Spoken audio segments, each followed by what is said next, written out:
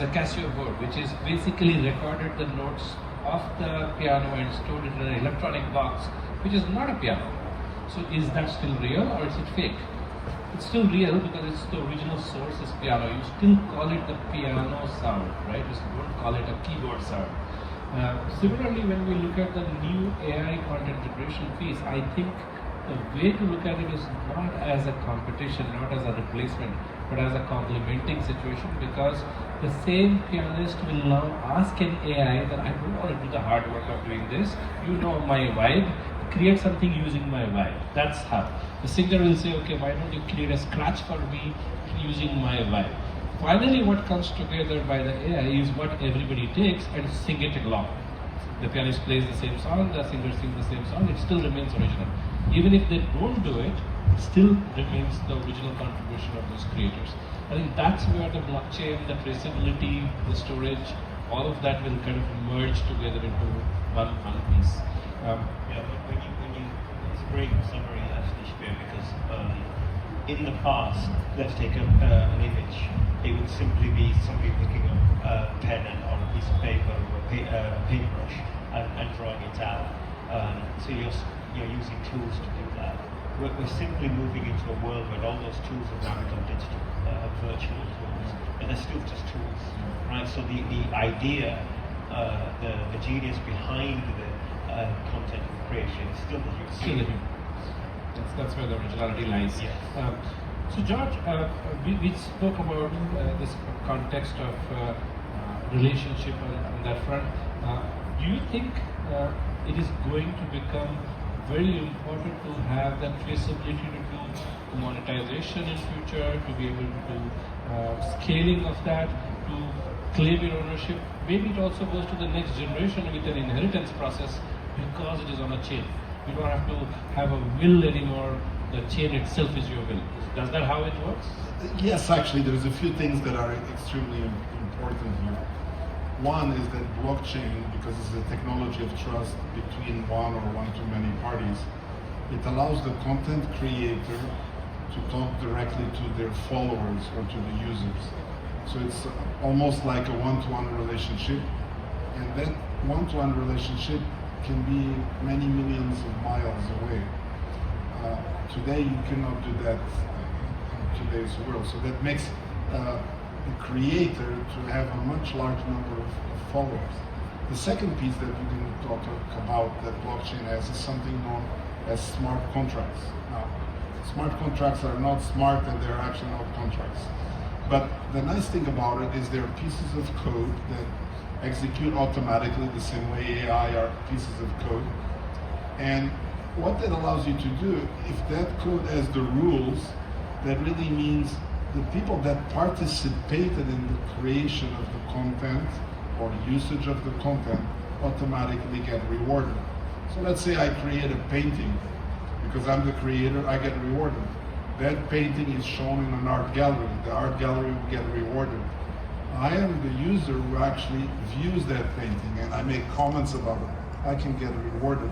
And all this entire process can be automated. So you can say that blockchain goes beyond just being a technology of trust.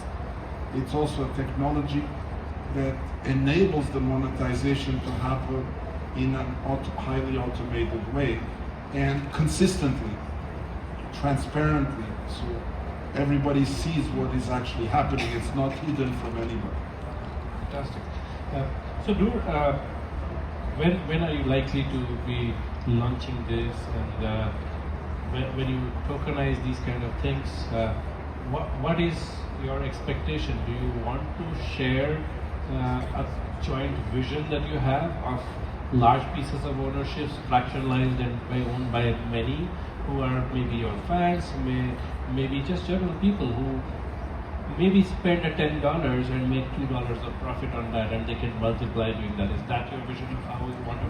Yeah, exactly. I think about I like to people, followers, who believe you in the business and the mentality. They can use what you're doing, and they can have the part of your profit because of they putting them time, them energy, they sending them energy, them time also to you. and they are the reason you have some time to want to create the new things in your life. Oh, okay. Yeah, I mean, I agree with Noor. The whole fact that royalty is such an important thing for original creator, right? So when you collects art or even kind of makes it, and then she sells it, she definitely wants that over a period of time as it changes hands, she should be rewarded and also being able to trace, right, that where it's finally landed. And I think that is really, really important in that economy. And for us, I mean, we're also thinking about that a lot. In fact, I think today the biggest question when you see a Picasso is whether it is a Picasso or not, right? Because you need to really go through a large amount of forensic stamping and authentication to know it is a Picasso or not. And only when you know it is a Picasso is when you think about buying it or not buying it or whatever it is. But you would not like to be in a position where you ended up buying something like that and realizing it's not a real one. So that's the thing that really changes in the game. So in your game, sort of, how we see this whole thing panning out. How are you already rolled out? Are you rolling out? How cost effective is going to be this whole system? Are you building it more like a ecosystem supporter? Are you building it more like a standard, as like a benchmark? How is your product position?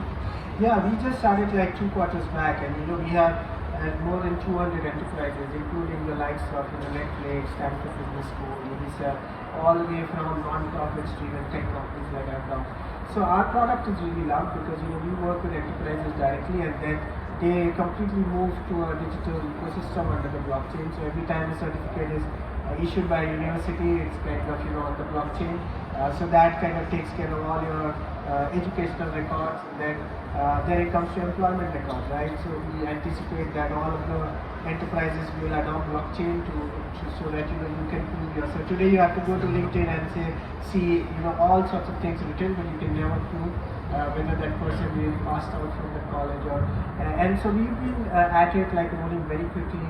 The Verix product. Is it a B2B product right now? Or is it a B2C it's product? both. I think the definition of B2B and B2C are very merged, right? In oftentimes because we've also worked with creators and they also want to give things to their fans which are really authentic, and fans want to kind of have that experience. And you rightly said, even like product, we integrated with high-end products all the way to the barcode where someone clicks and says, okay, this bag is actually from this brand. Yeah. And so that's kind of our play has been.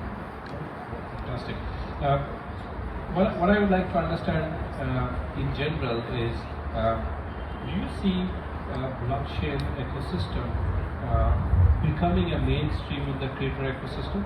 And while it is going to remain as an underlying technology, but more and more solutions being built using the blockchain technology specifically for the creator ecosystem.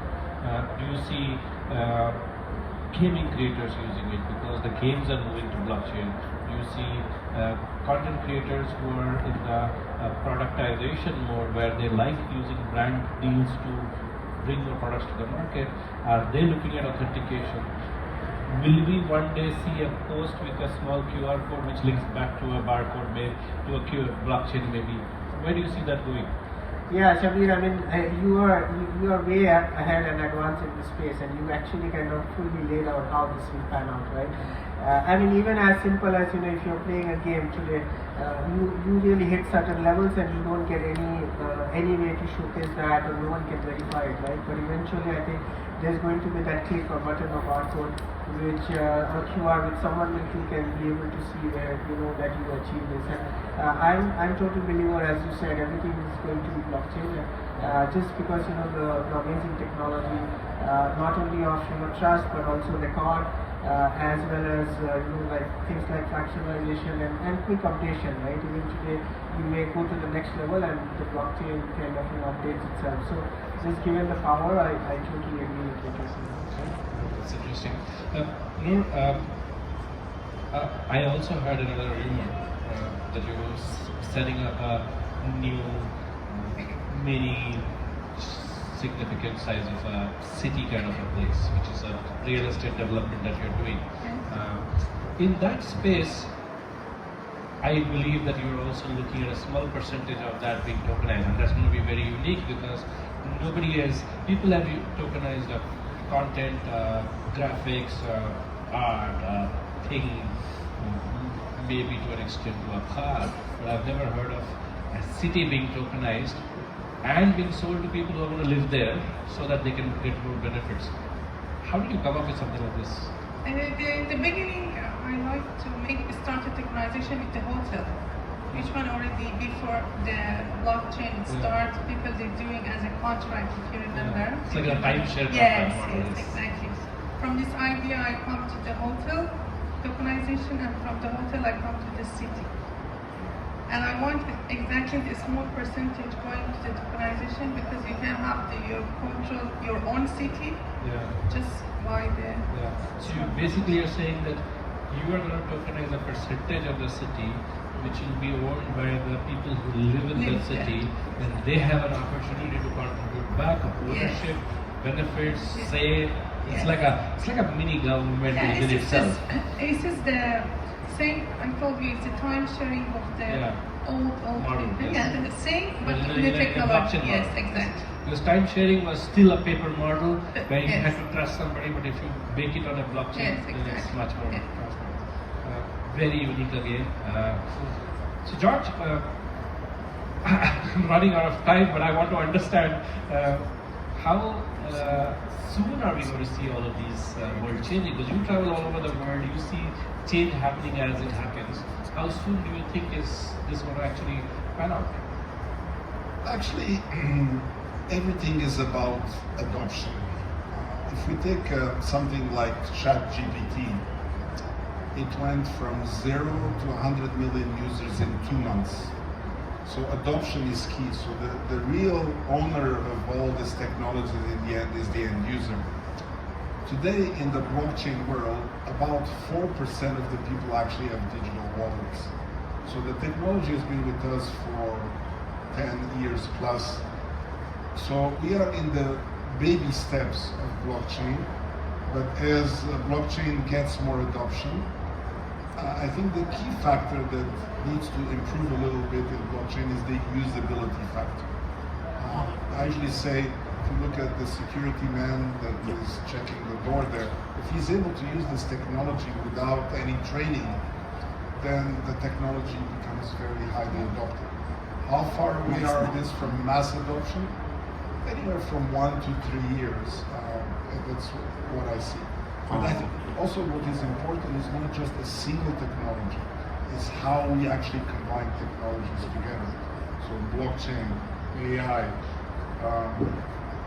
statistics, which is data monetization. And when you combine these technologies together, it creates new revenue models, new business models that enable to create an economy or an ecosystem where the citizens or the followers benefit directly from that ecosystem. So it's a much more, you can say, inclusive and democratic system. And when you do that, then you create a more happy society. Nasser, I know that you're coming up with these buffs very soon rather than much later. I just hope they won't take over the humankind and start doing things on their own without. I mean, is it going to be a day when the AI is actually going to make us slaves, or is it just an analogy of how I tell my son that you become a slave of the mobile phone because you're always on the mobile phone? Is it that the analogy, or is it actually going to be a slave? It's funny you should say that, but what I have said to a few people recently about mobile phones, we talk about the fusion of humanity and technology, and we're heading to this world where we'll become kind of integrated. The actual fact is that we're already symbiotes with our mobile phones. Even though we're not physically connected to it, we are dependent on it to now live in a functioning society. So we are already part machine, part human. We're just not physically fused together yet. But yeah, AI safety is absolute #1 priority. I think there's a chance if we don't build the right safeguards in place for AI automation, particularly agentic AI automation, that we could have a bit of a risk that yeah, be over. absolutely. There's a lot of research going on. So, for example, Anthropic, who developed the Claude chatbot, are doing some really fascinating studies into how they get it to do things that it shouldn't really be doing or saying. And of course, if an AI agent is utilizing that as its underlying technology, and that's suggesting disruptive or bad suggestions and the AI agent then automatically just executes that, then yes, there is the potential. Yeah, that reminds me of a thing. One of my team members called me. We ran an AI model ourselves where we were making some songs out of the AI, and the AI learned something wrong. So we had to reset it back 4 days so that it unlearns that process. Yes. We are running out of time, but if you have any questions, I'm happy to take one quick question. Yes, please. So I think you talked about like the blockchain element, tokenization element, and AI. I will explore the area of like the marriage of all these technologies to the metaverse part. Are we going to see like having meetings in the metaverse where we send the AI agents on our behalf, or are we That's going to be the only way to do that, because I don't think you can travel into the metaverse. It will be your avatar, which is an AI agent, which will be presenting you there. right now we're talking about digital cities, digital twins of cities. Pretty much I could see realistically sold there.